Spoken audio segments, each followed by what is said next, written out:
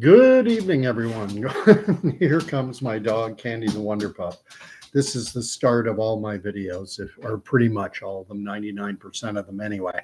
Candy has conditioned me, trained me, that when I start a video, she gets a treat, see her, and I make her jump through some hoops. Shake a paw, lay down. She's got a piercing bark. There you go. Candy's looked after. That's how my videos start. Gordon Causey coming to you live and unscripted. Almost all my videos are live and unscripted, just going off the top of my head. It's now 10 p.m. on this Tuesday, the 17th of September, 2024. And it is now the day after the by-election, two by-elections were held.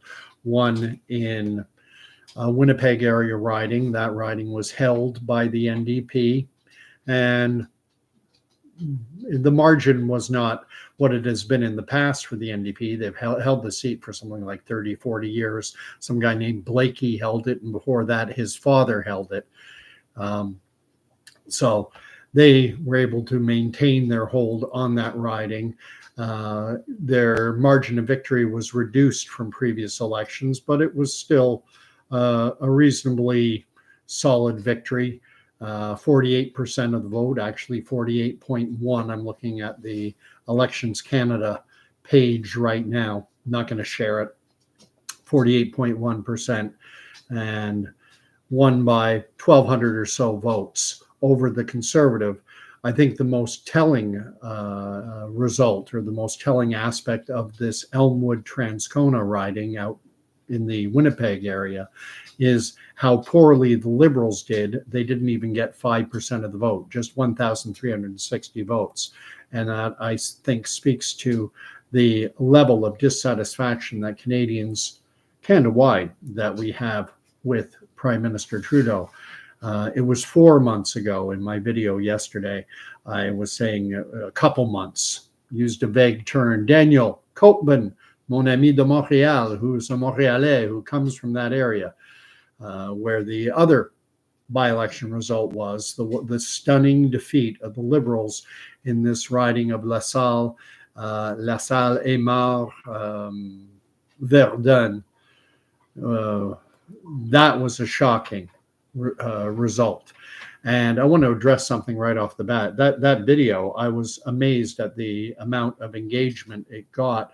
When I did the video, I figured it had potential to get viewed, that there was potential that people would jump on it, because I figured not a lot of people were going to be talking about it, because it was happening very late at night. The ballot had 91 names on it, and so it took a long time to count. It was like 1:30, 2 o'clock in the morning before the results finally were, before the final ballot box was open. It was in and around 2 o'clock in the morning when the final results finally came in. So I figured I had potential to get some engagement on that. And I figured I'd get a few hundred, maybe 1,000 or so. But instead, it's actually been viewed 8,300 times, which surprised the heck out of me. It's got 280 thumbs up on it, which, wow, that's unusual for me. And likewise, 90 plus comments. Although some of them, I replied to some of them, but there's so many I couldn't reply to them all. But I appreciate everyone who took the time to watch, and especially then took the time to comment. I genuinely appreciate comment. And there were a number of commentators who took me to task, and legitimately so, over my lack of familiarity with the geography of the island of Montreal.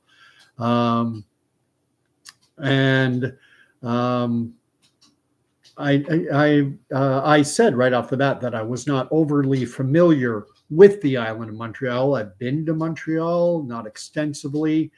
I was in Saint-Jean-sur-Richelieu for a few months, and that's Saint-Jean-sur-Richelieu is in the banlieue, in the greater Montreal area, if you like, what Quebecois refer to as the banlieue, the outer band, so to speak. And I have some familiarity. I've visited friends and family there, but I'm not overly familiar with it. John 5 has shown up. And I've got Danny ask me a couple questions if I'd seen an email. No, I haven't seen Kid Rock's video about Jesus and Bocephus. No, I haven't. I'll be checking that out later. I have John 5 asking, was there not also a by-election in, and the darn heart is right in the way, in BC 1 or 2 weeks ago? Not a federal by-election, not federal. There might have been a provincial, because this happened, by-elections can happen at the provincial or the federal level. Anyway, Danny is saying not to worry about my Montreal geography. I feel bad though, because I had defined this riding as being east end of Montreal, and I was admonished, and justifiably so. Montrealers know their city, and I'm daring to inject my voice and offer my commentary, and I should have my facts straight. It is actually in the western part of the island, and I've checked it now. I've looked at the map. Yeah, it's the southwestern. The only thing I will say in my defense, but I'm not, you got me, guilty. I should have known my geography better. The only thing that I'm going to say in my defense is that it is on the eastern edge of the western part of Montreal. And little story from 1985, when I was still in high school, a buddy of mine and I, Steve, we wanted to, during March break, go down to Montreal to party, to ski and do whatever. And neither one of us had a car. But at that time, there was a beer strike in Ontario. The beer stores were all closed in Ontario up until just recently. If you wanted to buy beer, you had to go to the beer store. So no one could get any beer in Ontario. And so a friend of my dad's said, I'll lend you my if anyone remembers, there used to be a Honda Civic that was shaped like a jogging shoe, like a basketball shoe.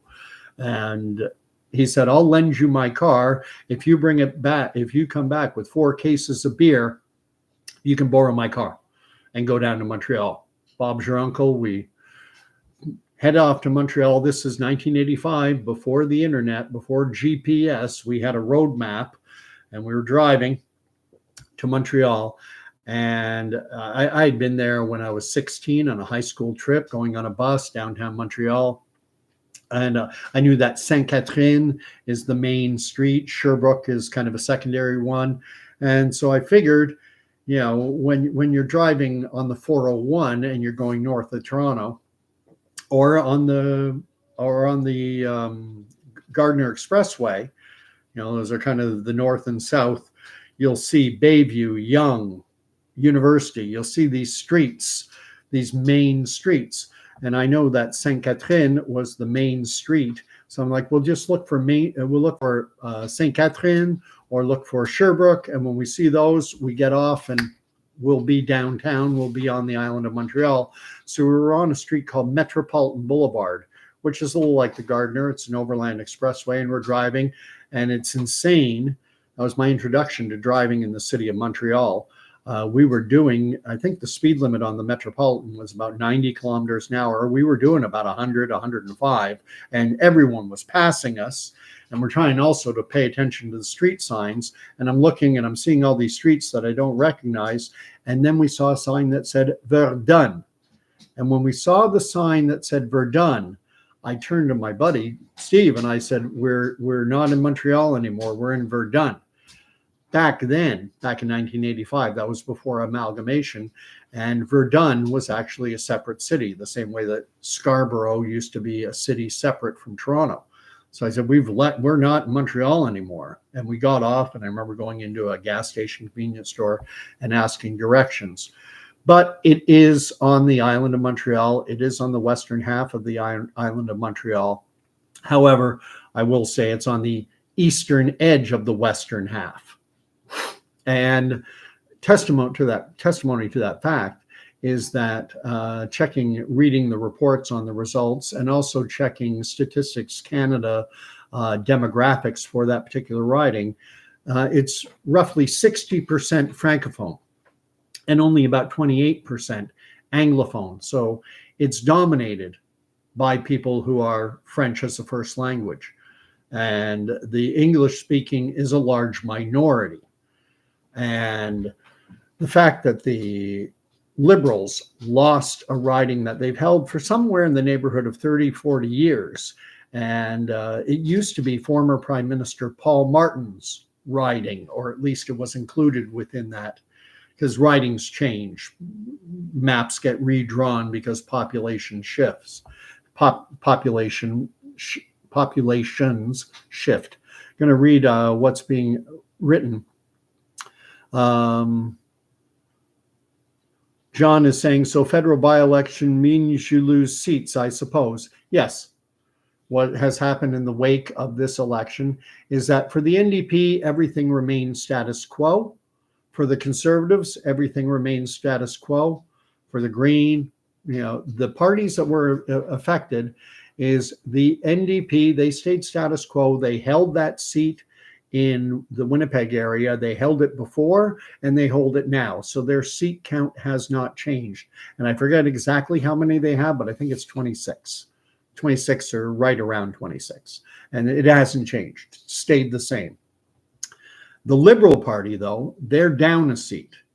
They lost a seat. They had a sitting member in this riding of LaSalle Émard Verdun. It was their seat.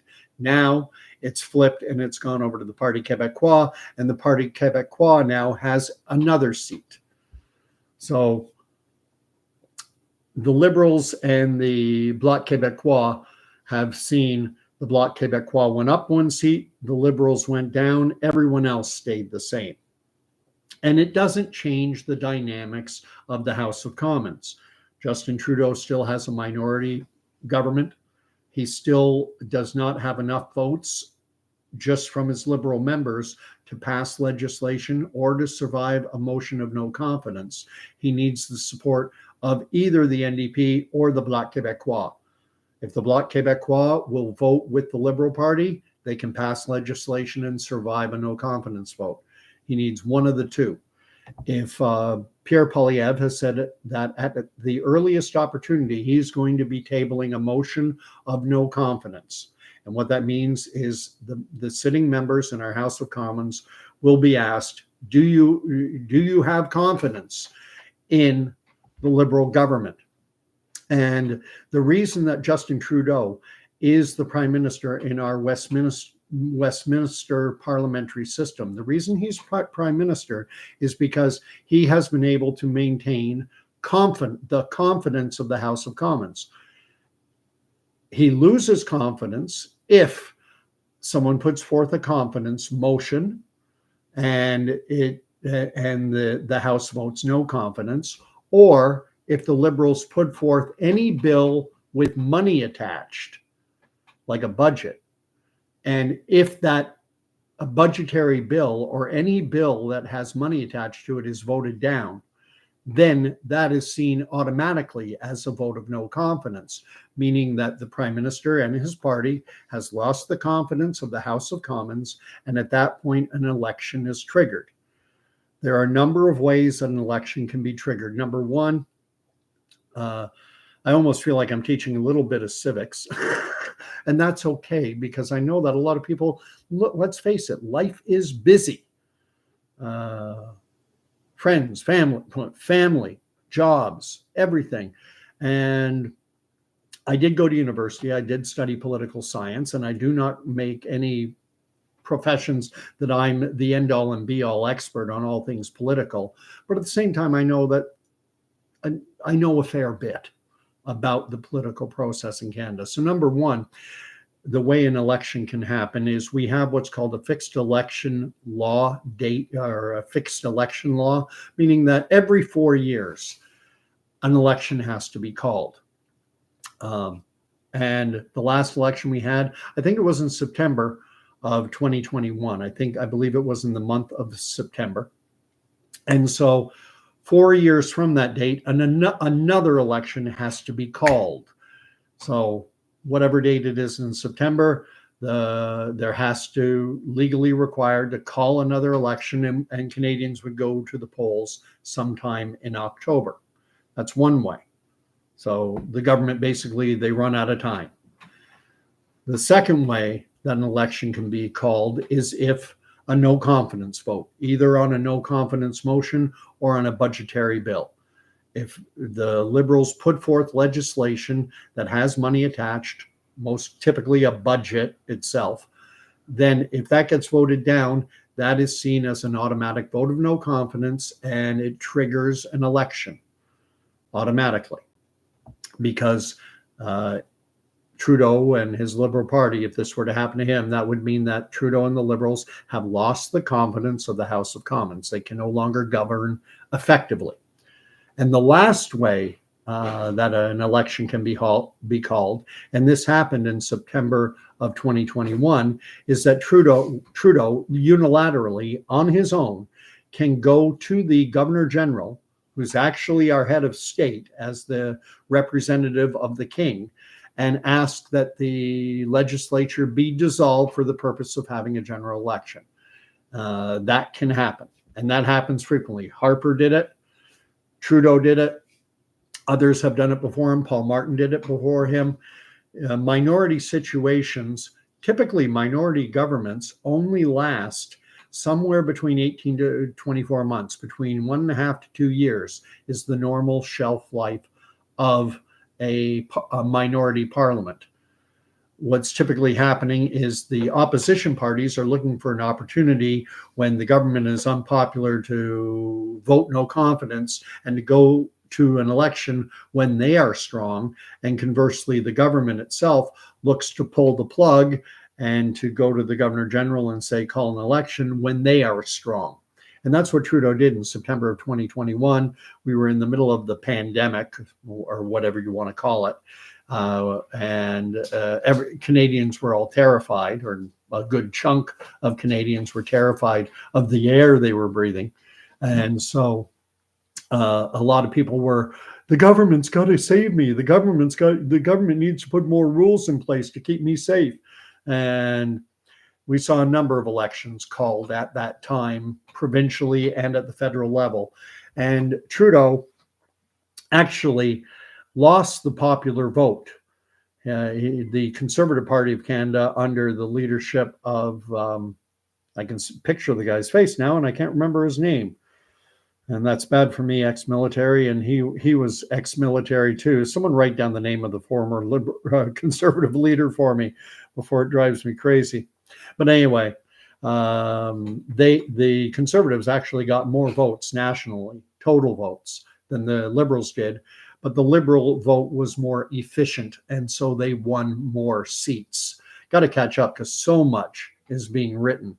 Holy cow. I got to scroll back. So much has been written. So I read John's comment. Anti-monarchy has shown up.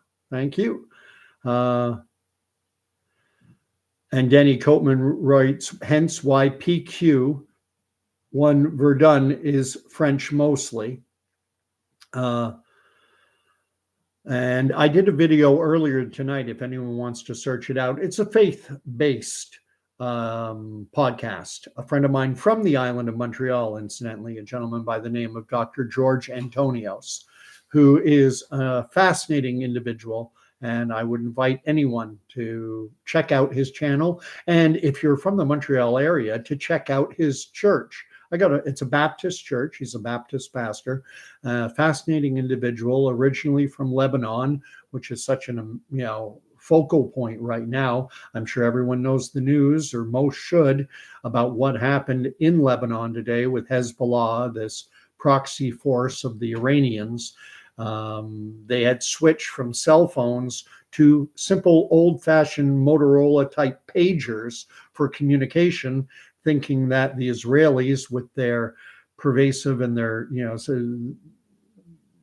surveillance, that they wanted to fly under the radar. So rather than using cell phones, they switched to pagers. And it's like 2,000 or something pagers blew up sometime in the morning today in Lebanon, and caused all manner of burns. And if you're old enough to remember the days of pagers, imagine a guy having that on his belt right near his, you know, right near his privates, and the lithium battery exploding and going on fire. Apparently, hospitals have been inundated with Hezbollah militants who have been, and a number of them died. So anyway, that's where George is from. He's from Lebanon. And we did a podcast today talking about, not about the situation in Israel, but rather about Calvinism. And it's a rather interesting debate. I love going to George because he has a PhD in theology. He knows the Bible inside out, upside down, and backwards. He speaks Arabic, English, Italian. He's reasonably good at Latin. So he's an amazing guy to talk to, an amazing guy to learn from, especially, in particular about faith. So Anna Monarchy, search for that podcast. But the live stream wasn't appearing anyway, and that's all right. Danny Bloc Québécois. It's actually BLOC. No. It might even be Bloc BLOQUE in French. I'm not even sure. I have Michael Pelchet's Cat Productions. C'est la guerre. C'est la guerre. Hello. Salut. Si vous voulez mettre des commentaires en français, allez-y. Any French people, si vous voulez mettre vos messages dans le live chat, si vous voulez taper en anglais, en français ou en anglais, n'importe les deux. Je suis bilingue, mais anglais, c'est ma langue maternelle. Just all I'm saying is that if you're French and you want to write a French message in the chat, go ahead. I'm bilingual, but English is my first language, my mother language, my mother tongue. Anna Monarchy. So the politicos say? It depends on what you mean by confidence.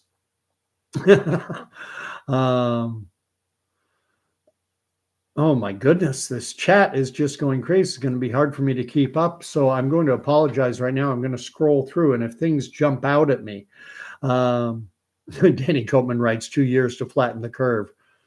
4 years to flatten the curve. There's a new variant out in town. Before I go too unwieldy and get too far off the subject at hand, I'm going to share my screen because I want to react to an article written by CBC on the election results. And I think it speaks to why a miserable, pathetic podcast like mine, the little YouTube channel, just some Ontario, why I'm getting 8,000 views on a video that I did. And it's the garbage. The mainstream media is being abandoned, and with good reason, because they're not informing. I say it a lot on this channel. Those who have been here before, Danny Copeman, and Monarchy, Jason King, and others, Whale Oil Beef, you'll all know that, one of my, almost like a tagline, I say it so often, is that the media is there to program you, to program all of us. They want to tell us what to think, what to believe, and even how to feel about things. And you see that in spades in this article by the CBC about, the headline is, what the Montreal by-election results mean for the parties, the PM, and the next election. They're going to tell us. And they have a much bigger platform than me. I think it's somewhere around 2 to 3 million Canadians still rely on CBC Nightly News to be informed. And it's that old Mark Twain line. If you pay attention to the news, if you do not pay attention to the news, then you are not informed. And if you do pay attention to the news, then you are misinformed. CBC is misinformation on steroids. Anyway, let's read through the article. The defeat of the Liberal candidate in the Montreal riding of LaSalle Émard Verdun continues a streak of bad news for the governing Liberals. That's fair enough. coming just 4 months after the party's unexpected loss in another supposedly safe seat in Toronto.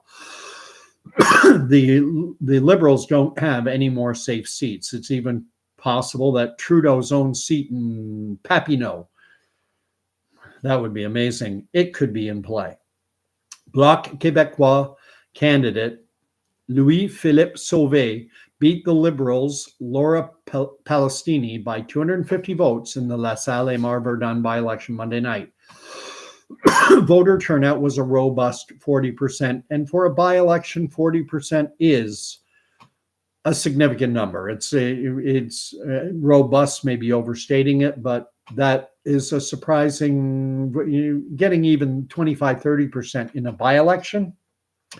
I think a lot of people were motivated to come out to the polls and kick Trudeau to the curb. Here's what the results could mean, and at least they frame it. They're not saying this is what they mean, could mean. Prime Minister Justin Trudeau and several cabinet ministers said Tuesday the party needs to reflect on how to engage with voters following the party's narrow defeat in this Montreal area riding. Voters' frustration with the Prime Minister has grown since he took office 9 years ago. Liberal Alexandra Mendez has said some of her constituents are very adamant he should no longer be at the helm of the party. And 75% of Canadians are very adamant that he should no longer be he shouldn't just be not the Liberal leader, he should no longer be the Prime Minister of Canada. Innovation, Science and Industry Minister François-Philippe Champagne said Tuesday morning that Liberals need to show humility, take stock of the results, and work to gain the voters' trust. I can tell you right now, that's not going to happen. That trust is gone. Trudeau is done. Mr. Phony biodegradable juice box water bottle thingy that doesn't exist. Mr. I don't think about the economy. Mr. Budgets balance themselves. Mr. The Canadian military veterans are asking more than we are willing to give. It goes on and on and on. A man who mocks First Nations people openly. A man who fires Jody Wilson-Raybould when she refuses to cave to the pressure of the Prime Minister's office and give his corporate buddies at SNC-Lavalin a sweet plea bargain deal, and then fires her because she won't back down to his illegal, what I view as not just unethical, but ultimately, in my view, it should be illegal what Trudeau did in trying to influence this nation's Attorney General. We have this Innovation, Science and Industry Minister, François-Philippe Champagne, saying that Liberals need to show humility, take stock, and to work to gain voters' trust. You have no chance, not with Trudeau at the helm. And then it goes on to quote him saying, the Bloc won't be able to block the Conservatives. If we want to maintain what we achieved for Quebec and for the rest of the nation, and this is fair enough, they're reporting on what this guy is saying, but this guy is deluded because Canadians look at what has been achieved, and these are not achievements. These are Trudeau and the Liberals are destroying the nation state of Canada. But that includes La Belle Province du Québec. We need to make sure they understand we're the best option for them. Canadians are speaking and Canadians are saying, no, the Liberals are not the best option, anything but the Liberals. Even the Bloc Québécois, which only runs candidates in the province of Quebec, will take them over the Liberals. Candy the Wonder Pup, my 4-year-old border collie, is preferable to Justin Trudeau and his Liberal Party. Going back to the article, dismissing the suggestion that Trudeau may not be the best person to lead the party into the next election, Champagne said the Prime Minister embodies the optimism the country needs in the coming months. Please, Trudeau, leave. I think he's the best person to take us there. We've seen where has taken us so far. We see the direction he's leading us, and Canadians are speaking loud and clear. This is a democracy. Trudeau, leave. Although there's danger in that as well. Anyway, Immigration Minister Mark Miller, who's riding a Ville-Marie-le-Sud-Ouest, Ile-des-Sœurs, is close to LaSalle Émard Verdun, said he is taking the loss quite personally because he was confident the Liberals would win. He obviously wet your finger and stick it in the air. He's obviously, this immigration minister, Mark Miller, I wonder, how many fries short of a Happy Meal he is if he was confident they were going to win. In June, Miller said the Liberals' defeat in Toronto St. Paul shouldn't be minimized, and a lot of us have to step back, give our heads a shake, screw it on a little better, stop the navel gazing, and get back on the horse and fight for Canadians. This is not, they're fighting for the WEF. They're fighting for the World Economic Forum's Great Reset agenda and these 17 UN Sustainable Development Goals. Anyway, the winner was the Bloc Québécois, and the individual was Louis-Philippe Sauvé. Surprise win brought the Bloc Québécois its 33rd seat. So they went from 32 to 33. And the leader, Bloc leader Yves-François Blanchet, told reporters Tuesday the results of the by-election created a bridge between his party and Montrealers. And this is true. The Bloc Québécois, I think they had one seat on the island in Montreal. Now they've doubled and they have two. And it suggests to the Bloc Québécois that the island of Montreal is in play for them. I'm not sure if it's 16 or 18. I think it's 16 seats on the island of Montreal, and the Liberals held 15 of them. Now they hold 14. And Trudeau's popularity is plummeting, and the Bloc Québécois is seen by many in Quebec as being the natural alternative. If you don't like the Liberals and you want them gone and you want to vote strategically so that the Liberals lose, well, then your best bet is the Bloc Québécois. The Bloc previously held one riding on the island, La Pointe de l'Île, a stronghold. Blanchet said that 2 months ago, the analysts would have told you it was impossible. Blanchet said the win allows us to speak directly to the English community, to which I have been open for all my years in politics. You get into Quebec politics, and I did live in Quebec. I lived in Quebec City. I was posted to Valcartier. I lived there from 2011 to 2015. Before moving back to Ontario. And I'm curious as to how many Anglophones in this riding decided to vote for the Bloc Québécois. I'd be curious to know. I'm sure it wasn't zero. It talks about the fact that almost 60% of LaSalle Émard Verdun, the residents are Francophones, and about 23% list English as their mother language. And that the LaSalle portion of the riding is sizable Italian Canadian. And those are people who probably quite often are fluently bilingual. They can switch between English and French without batting an eyelash. Anyway, the New Democratic Party. This is where I find the reporting is garbage. Clinging to a single seat in Quebec, the NDP currently appears unable to revive their popularity in a province they swept more than a decade ago. You talk about overstating things. The NDP candidate, Craig Sauvé, got 8,262 votes. He lost to the Bloc Québécois candidate by roughly 600 votes, less than 2%. The NDP was very much in spitting distance of capturing this riding. And yet the CBC, the way they're framing this is they want to push people toward the Liberals and away from the NDP. And they make it sound clinging to a single seat in Quebec. The New Democrats currently appear unable to revive their popularity in a province they swept more than a decade ago. This is one day after an election where they came within spitting distance of winning the seat in a very tight three-way race. The NDP failed to break through in LaSalle Émard Verdun, despite a candidate with name recognition. This Craig Sauvé is a former Montreal city councillor, municipal councillor.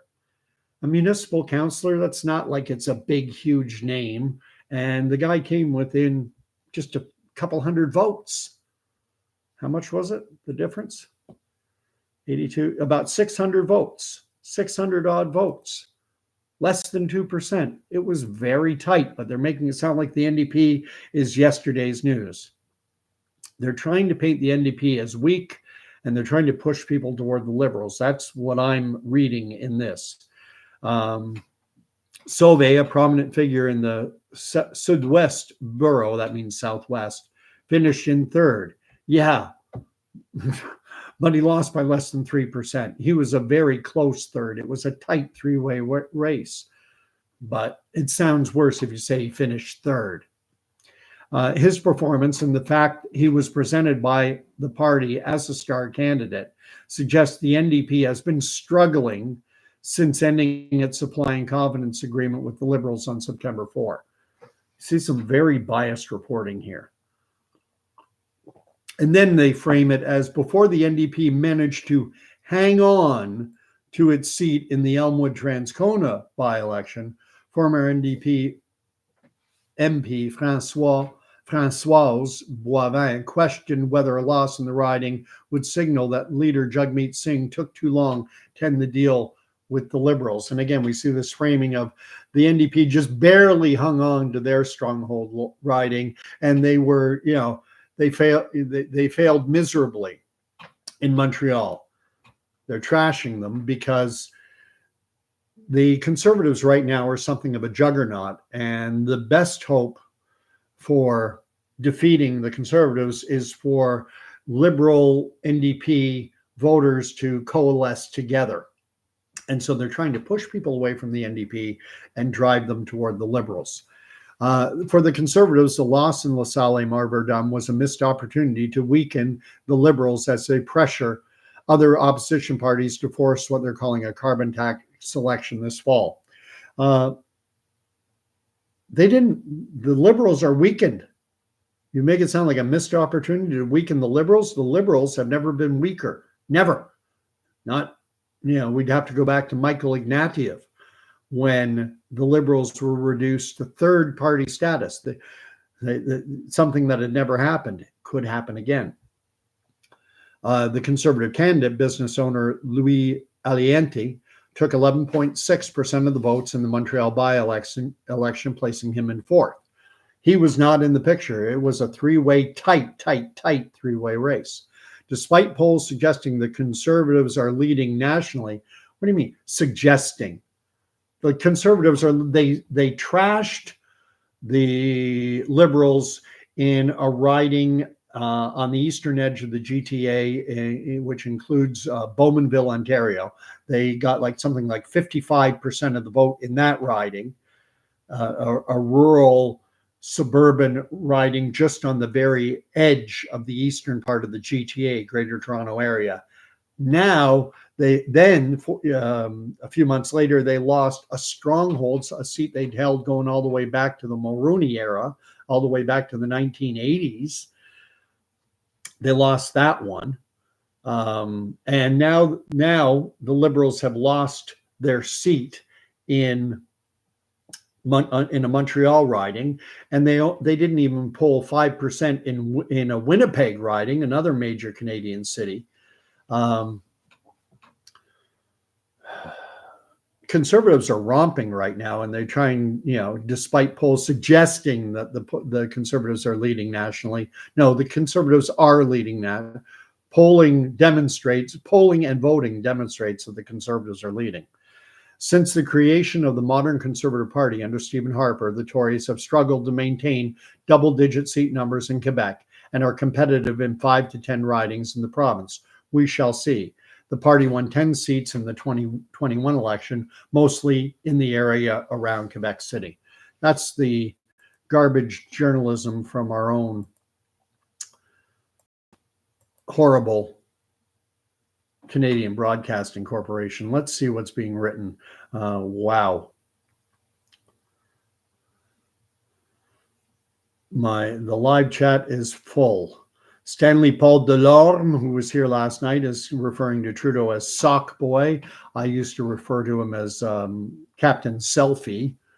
He's Mr. Cell Phone. Vacuous, narcissistic, empty-headed. There are all kinds of adjectives you can use for Justin Trudeau, none of them positive. Danny writes, our PM is always at the front of every pride parade he attends. Yeah. It saddens me that there are so many Canadians whose principal defining characteristic about what they are, who they are, their principal defining characteristic is their sexuality. If that's the people's identity is wrapped up in their sexuality. And it shouldn't, and now we have to have pride parades with men strolling down the street and women, men and women strolling around nude in front of kids, and we're sexualizing our youth. There's so much wrong in this country, and so much of it is being led. Justin Trudeau is the Pied Piper of the woke extremist left that wants to take Canada right over Niagara Falls. And this result, the only scary thing for me, and the kind of the fly in the ointment, wonderful and thrilled as I am to see the Liberals getting absolutely decimated in Winnipeg and losing a riding they've held, that was a former holding of former Liberal Prime Minister Paul Martin, losing there, thrilled with that.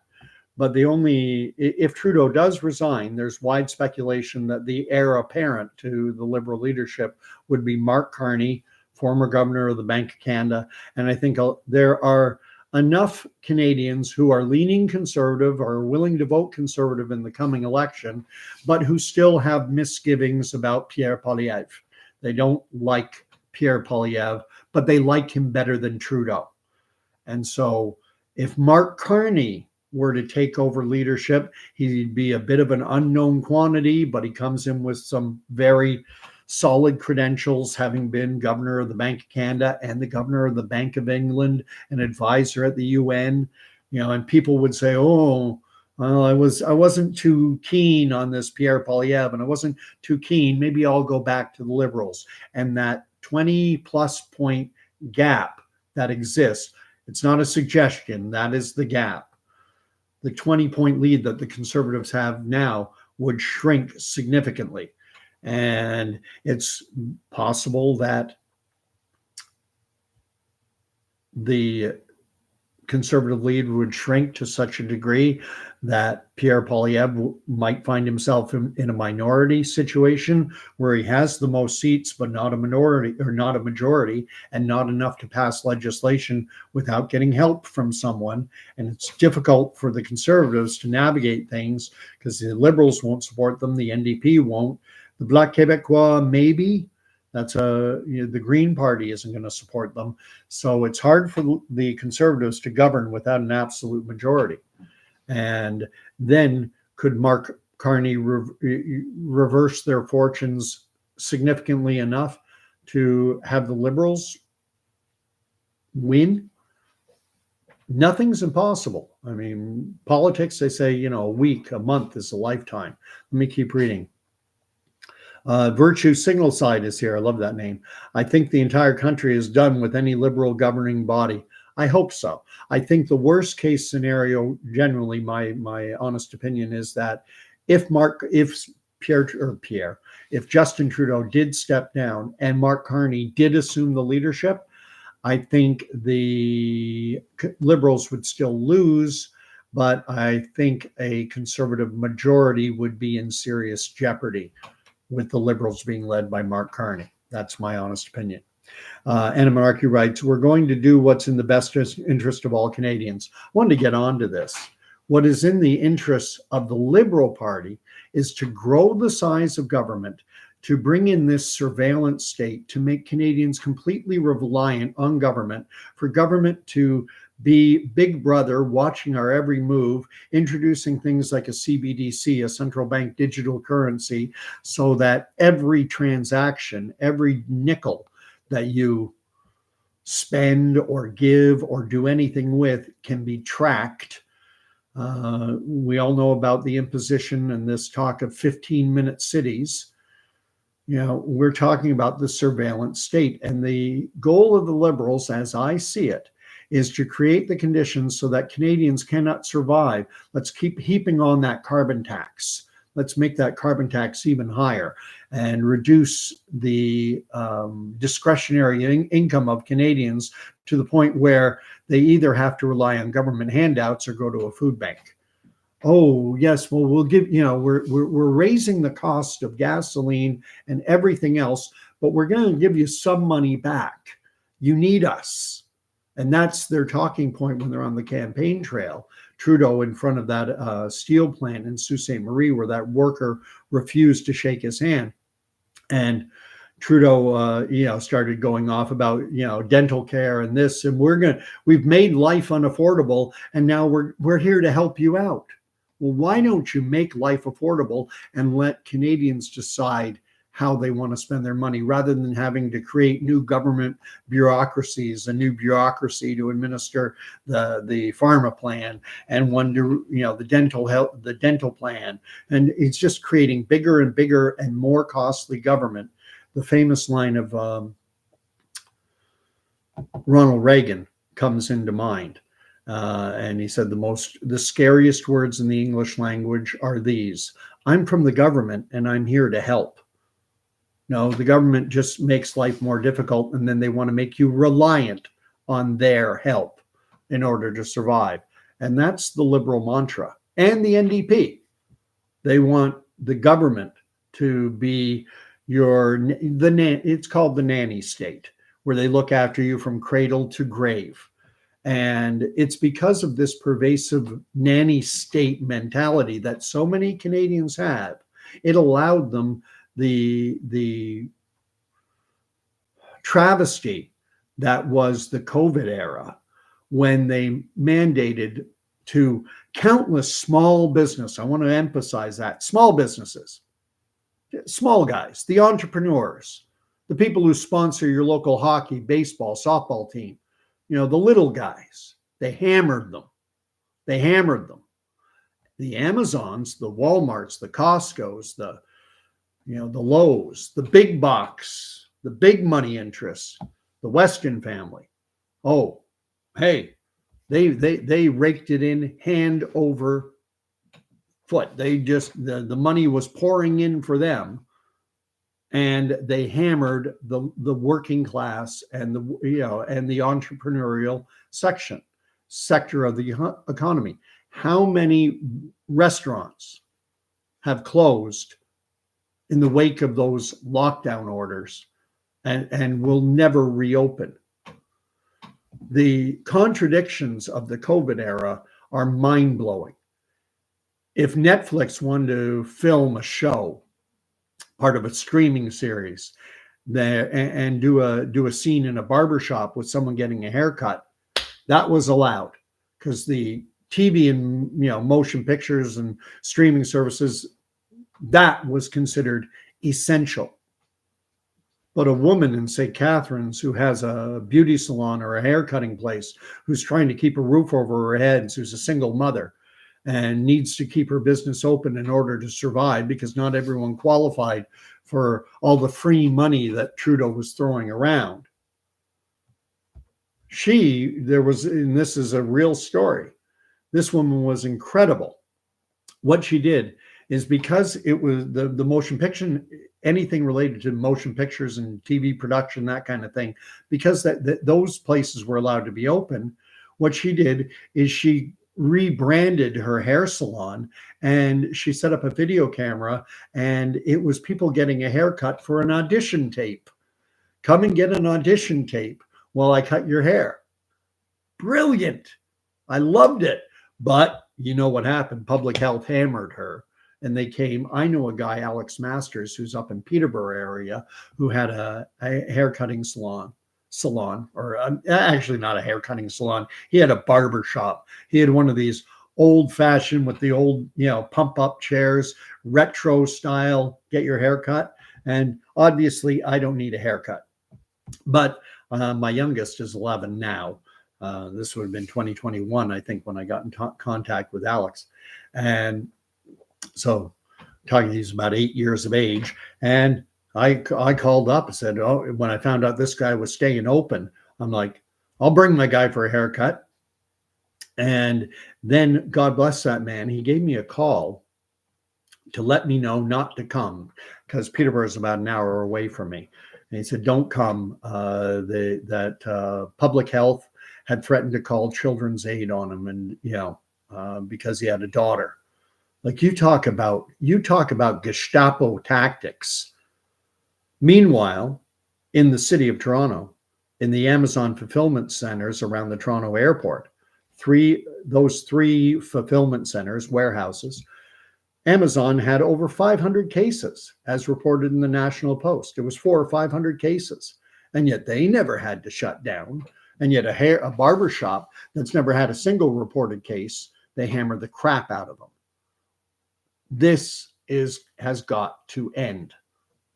And they could do it again. But the reason they were able to get away with these massive contradictions, follow the stickers on the floor, save someone's life, stay home, stay safe, unless it's a BLM protest, then you can go outside and meet with hundreds and even thousands of people.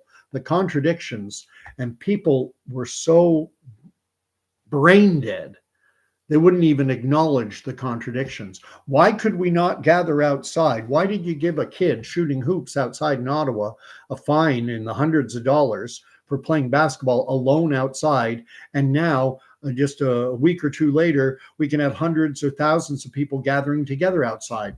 Why? People didn't ask that question. Because Canadians, by and large, when you get someone into a state of fear, it shuts down the capacity for critical thinking and to question, and you just get blind obedience. And that's what Justin Trudeau and his WEF UN globalist masters want. They want obedient, compliant, brainless followers who will do whatever they're told. And man, oh man, we are in trouble. The job of the government is to create a system under which people, through their best efforts, can either survive, can thrive, or fail. Failure happens. The most common, it's not me who came up with this saying, but the perfect is the enemy of the good. Because things are not perfect, let's tear the whole thing down and let's replace it with a Marxist, neo-fascist style system. And it's got elements of both fascism and Marxism. Anyway, I've rambled on far too long already. Let me just read. RPM is always at the front of every pride parade. This country is done with every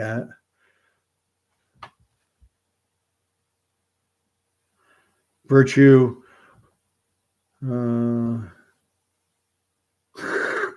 Anarchy says that if Trudeau touched him, he'd probably feel like he was exposed to cooties. If the mean...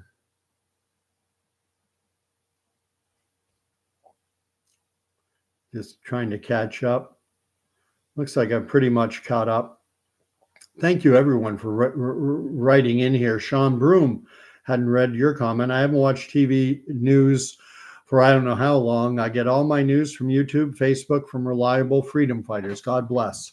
And I have Michael.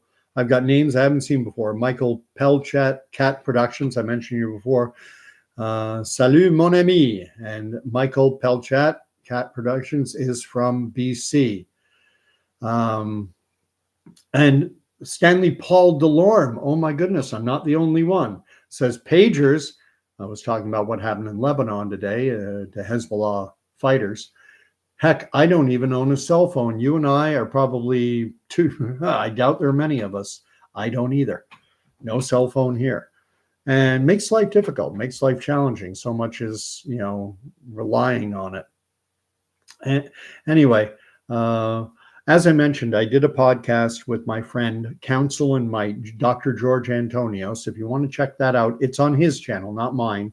And Counsel is spelled Counsel, and symbol Might, or you can write AND, you'll find it. Counsel and Might. And we were discussing Calvinism, which is a doctrine of a Christian doctrine. It's a doctrine held to by many Christians. There's a lot of doctrinal differences in Christianity, and it annoys me. This is what we were talking about. I tend more toward, currently, tending more toward the charismatic side, but it's not perfect either. The only one who is perfect is Jesus Christ. And I implore anyone watching my video and recognizing the direction this world is going. Yeah, we're progressing. Oh yeah, we're a progressive nation, all right. We are progressing right to perdition. We are progressing straight to hell. And if you recognize that fact, not everyone does. Some are cheering it on. Some are at the front of the pride parade and high-fiving the kids as naked men and women go parading down the street, and think that decadence, moral depravity, and decay, that's a good thing. We're progressing towards moral depravity and decay. We're decadent. We're wonderfully decadent. We're progressive. And if you think that's a good thing, fair enough. You have free will. You have free choice. Even God says as much. But if you recognize where this is leading us, I invite you to get into relationship with Jesus Christ. And you're not going to do that with me on the internet through a live stream on Facebook or anywhere, YouTube, Instagram. This is not the place to get into a relationship with the creator of all things. You need to get into community. You need to find a full gospel, a faithful church, and you need to get into God's word, the Bible, and you need to pray for guidance. You need to pray for discernment. You need to ask the Spirit. You need to invite the Spirit in and to be Spirit-led. And knowing that we have a spirit, there's the human spirit, and then there's the Holy Spirit. And sometimes the two are in conflict, and sometimes it's difficult to discern between the two. What is my own spirit guiding me toward, and what is the Holy Spirit guiding me toward? And the way it's like a muscle, you got to build it up. And the way you build it up is by being in this word daily, getting into community with other believers who are also struggling just like you. They're not going to be perfect. I know a lot of people have issues with church, and that's fair enough. But my next video that I'm going to do tomorrow is going to be faith-based. I'm going to be talking about, my plan is, and this can always change and often does, but I want to talk about the Joseph story, and I want to talk about Joseph in the story of the Joseph in Egypt, which was, Andrew Lloyd Webber's famous Joseph in the Amazing Technicolor Dreamcoat. That's the Joseph, not Joseph, Mary's betrothed. The man who played was the father figure to Jesus. No, not that Joseph, not any other. Joseph of the Genesis account, end of Genesis. And I want to talk specifically about his son Manasseh. He had two children, and their names say a lot. One was named Ephraim, and the second was Manasseh. And the meaning behind those two names, Ephraim and Manasseh, say a lot, and they tell us a lot about the times we're living in and how best to deal with things, and also pointing toward Jesus Christ as the Savior of the world, the name above all names. So I'll end it there. Thank you. Danny always puts it down. Got to do it. No, yes, you do. And I'll proclaim it. Jesus is King. Danny always puts the crown. I will cling to the old rugged cross. If you don't know that hymn, check it out. I'm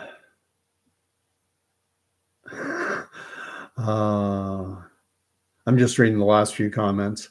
I've seen a lot of heartening internet comments along the line of, I'm not falling for this again, and they tricked me once, not this time, amen, from Danny Copeman. And Monarchy, he's writing Godspeed all. You know how I like to end my videos. Incidentally, I blew through 1,000. I was down around 970 odd, and I've gone, that video I did yesterday with 8,000 odd views, bang, shot it up over 1,000, got up to 1,040. But I know that video, and it's not going to get many more views because it was very current. I did it as it was happening, so but it's not going to get a lot more views now, because now that's yesterday's news, and goodness knows a week from now everyone will have forgotten about that by-election, and there will be something else in the news.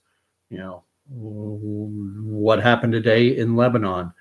If you've been on this channel before, those of you who are new won't know, but I strongly believe that we are heading to an inflection point where the problems facing this world are going to be so enormous and so daunting and so all-encompassing that governments in Canada, the United States, Europe, a lot of the developed world are going to say we have to turn over our autonomy and we have to enter into a one world style of government. We're going to make this person emperor.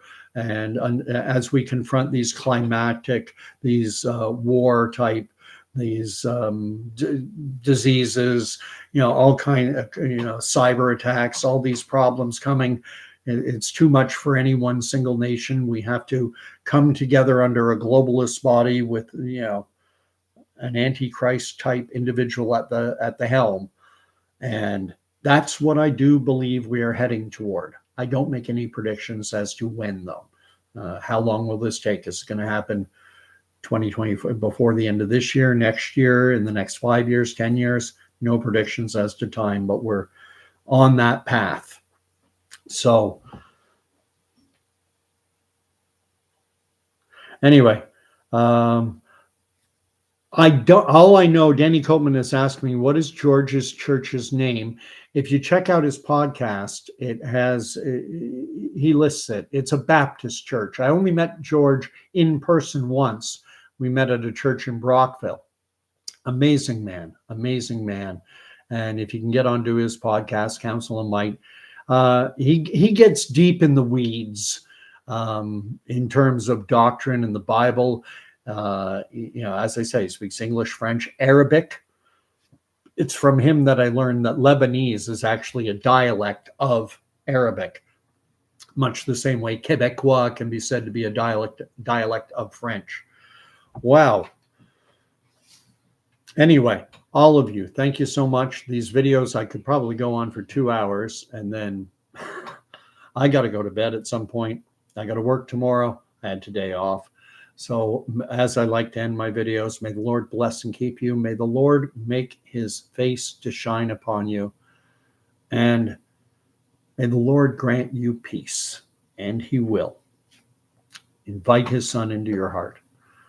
And we'll talk to you all tomorrow night. And we'll see if something doesn't happen in the world, I'll be talking about Genesis in and around chapter 45. I got to check specifically. Good night, all. Thanks.